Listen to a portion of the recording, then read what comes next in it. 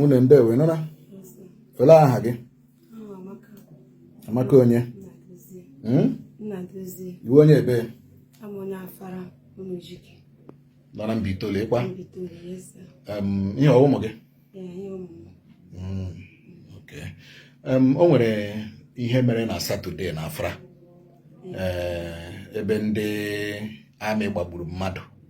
anyị ajụgala ajụjụ chọpụta na ọwụ dike ka agbagburu ihe ahụ nwere ike ịkọwara anyị ụbọchị ahụ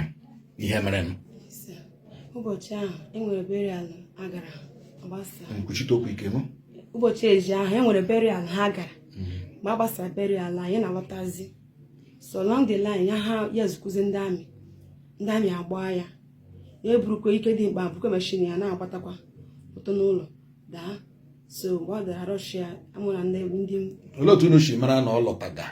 because anyị ji mata na ọ lọtaga ụmụrụ ụmụ kpa anyị mara chara da mashin my dad my husband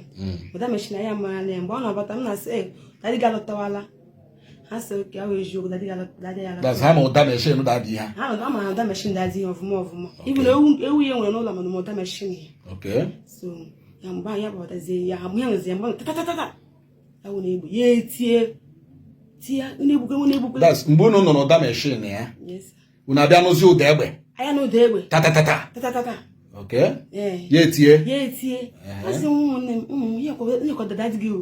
timidita ahụ ụzọ ka o bu ajọ ọnwụ ka a gbara egbe ahụ ya eburukwa egbe ahụ bụbata ya gbara ekwe ya bụbata so mgbe ọ na-arọchizi anyị achọzi mis ka ịkpọta ndị draiva ga-enwe ike irescue anyị akpere ga hospital ma a na-ezi n'ụlọ ọlọlọ ndị ya ya kpọtara ya abịazie ka ha buruziri ya ka ha gbadoro road ka ha nke hapụ ihe ebe ndị amị nọ along the line n'ụzọ ya sị na dime collapse ha buru ihe lọtawa edesazie ya ka anyị hụgodi picture dịga ahịa ọgịnị anya Diane Nnadozie onye ụmụ Ezike Afra Mbaitoli kamgbe ahụ onwenenu ndị mebi ndị bịara to you people jụọ n'ole otu ihe si eme gị ma ọkwanụ ndị gọọmenti ma ọwụ any community leader nwere ihe ekwuru about it enwebeghị ihe ekwuru agbagbuo ya otu ahụ ka ha ga-anyịkwa enwebeghị onye kwuru okwu ya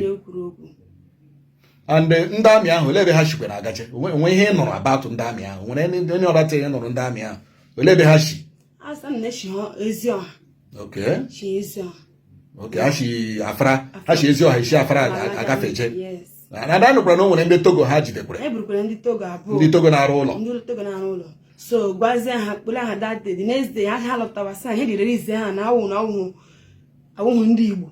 awụ na awụ ndị Igbo na agaghị alọta ndị Togo ahụ ndị kwuru ihe abịa na ha wụhụ ndị Igbo na ihe ejiri hapụ ha na ọ bụrụ na ha wụ ndị Igbo na ha akaghị ịlọ ije ahụ kwa ya ọ dị mma aha ụmụ gị ndị ọgịnịkwanụ Destiny Silvanus, Evans Silvanus, and Testimony Silvanus. aha dadị ha ka ha zaga ịkwa olee ihe ị chọrọ ka gọọmenti mee n'okwu a achọrọ ka ha pụta n'okwu a nye anyị gwara ndị ihe ka ha stop ka ụmụ mmadụ na-ahapụ ị na-anwụchi innocent people ha biko ha ojije ndị a ka ha sị na ha kwụchite and again ha ahụla n'anyị amawo omie nnekwu ndị ọ dịghị wụ onye na-eweta ego eji azụ ụmụaka ndị ekwa ego ka ndị ga-eme graduation ọ dị mma oke na-akpọ ụka gọọmenti gbatara isi n'ụlọ gọsị enyemaka ọkụ ya bịa leta ezi ọ kachasị ebe ụmụaka nọ ụmụaka a ga-azụ ha azụ ugbo egburu mpa ha onye ga-azụ ụmụaka ndị a ihe anyị na-achọ ka gọọmenti mara ọ dị mma ndewo maka ịbịa kọtụrụ anyị nụ na